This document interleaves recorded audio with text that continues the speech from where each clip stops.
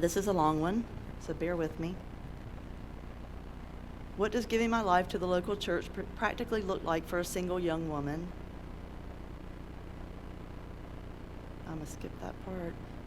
We've heard over the course of this conference, use our single years to the glory of God. What are practical thoughts on how that is to be displayed through our daily life?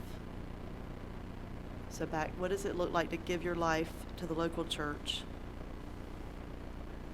How can you not? So what are the practical ways to do it?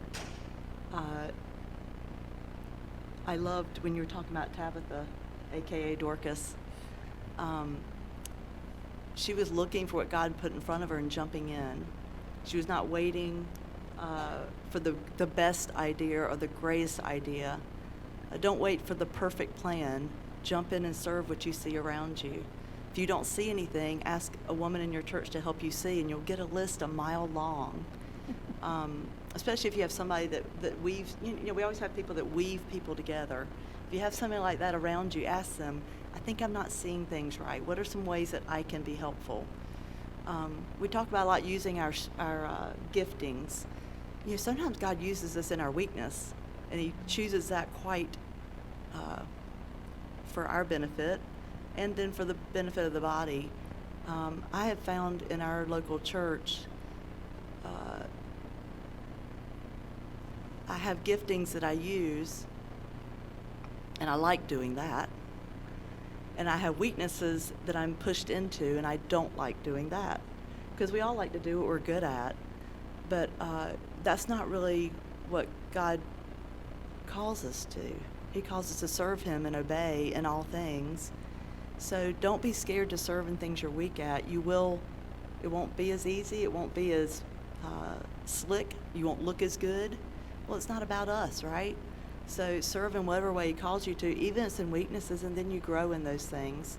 And let you guys expand. I just wanted to get us rolling. Expand on ways that especially singles can serve in the local church.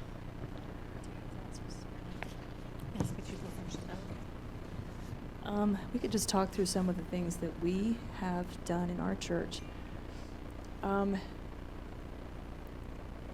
So every church is going to be different, but I would also say that every church is probably going to have some similar things. Every church is going to have events that need coordination. I've already talked about that. And just, practical hands and feet to help meet practical needs. Always going to need that. But another thing that we've discovered is that sometimes the young married women need friends. And actually one principle that I didn't mention, but I should have, is that when it comes to the believers that we're wanting to hang out with, we should not just pick other singles. Like, we need to be fellowshipping with the whole body of Christ, children, moms, older women, dads, everybody. And in doing so, we will find the needs. But if we're just hanging out with our friends or other singles, we probably won't. No, we're like, well, what do people need, But when you start spending time with the moms, you'll think of things. And one thing that we've had moms tell us is sometimes they like to just talk to someone who's not in the same phase as they are, changing diapers and being moms. But, someone who does have time to maybe read or go out in the community and do things, who can then come and talk to them and say, here's what I'm reading, or I just learned this, and they really appreciate that. So we don't need to feel like, oh, they wouldn't want to be friends with me because I'm single. They might actually really want to be friends with a single person.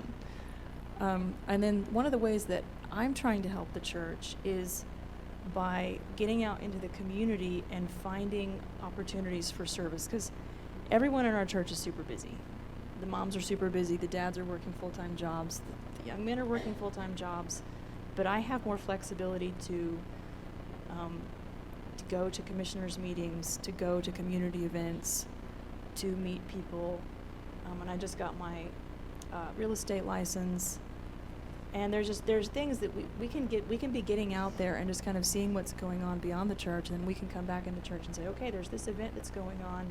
We think we should have some people there for that, or we think that this need, we're seeing this need in the community. Maybe we could organize some sort of church picnic and try to meet that need. Or we just met this widow, and we want to go and help her paint her house. Or when you get out there, you'll see things, and then you can kind of like be the scout for your church, and you can come back and say, we found this need and this need and this need. And that's something that we need more people doing that. And sometimes the singles, men and women, are the people who have the most time and the most flexibility. So that's a huge, huge need right there. Yeah, well, I think also a great place to look for practical examples of being involved in the church is, some of these women we were just looking at today. What were they doing? They were being students of the Word. That's one very practical thing that we can and should be doing, is study the Word, which doesn't just mean have a 15-minute quiet time every morning. It means really get in there, be a scholar and a student of what God is trying to tell us in the Word. Engage in good deeds to meet pressing needs. Learn marketable skills that you can use to meet needs. Be willing to jump up, take initiative, get out of your comfort zone to run around helping make things happen for people. Spend a ton of time in prayer for the ministries or the people who are involved in ministry, or just the spiritual needs that you see surrounding your church or your community.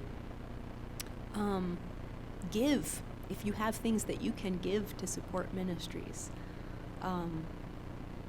When it comes to the idea, too, of what even is a need, when it comes to meeting a need is basically a problem that has not been fixed.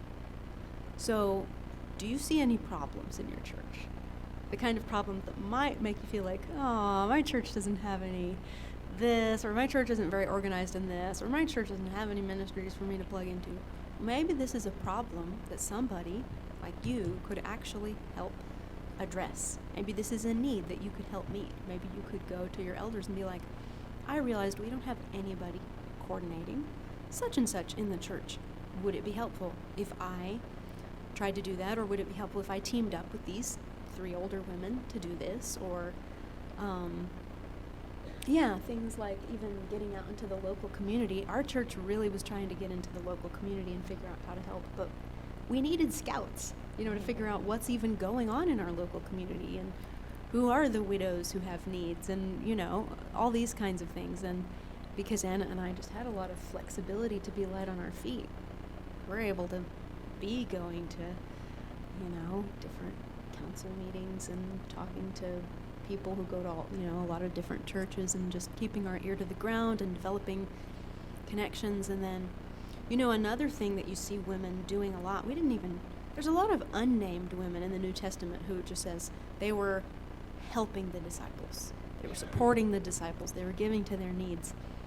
Are there people in your church or your community who are doing good things that you can help with, even if it's just as simple as you over here that's doing this? You need to meet this person over here who's doing this so that you guys can work together, but you don't know that each other exists, but I could help make that happen by doing hospitality, maybe at a coffee shop or something. Because that would be another thing I'd throw out there, is do hospitality however you can, wherever you can. That's the thing that we've done that I think has actually been pretty important, is just facilitating meetings between people who needed to know each other. And we've done those in all kinds of places. So. Okay, so when you talk about, young or singles ministering in the church, I'm going to add a caution. Be really careful how you minister to and love your Christian brothers. If your Christian brother has the flu, you probably shouldn't make some chicken soup and take it over there. Probably not a great idea. So just be careful when you're thinking through how to love your Christian brother. Ask your mom.